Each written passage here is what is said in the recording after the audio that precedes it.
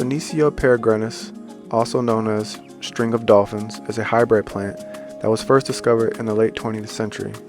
It is a cross between string of pearls and hot dog cactus. String of Dolphins is a succulent plant that produces leaves that resemble dolphins leaping out of the water.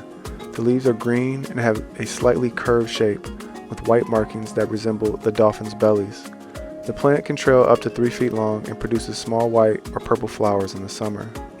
String of Dolphins prefers bright, indirect light and well-draining soil.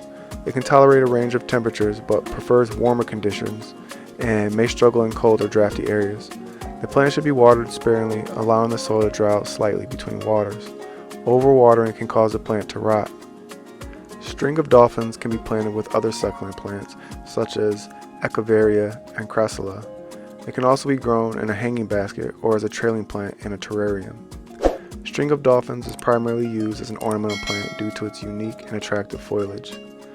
It is often grown as a houseplant, but can also be used in outdoor gardens in warm climates.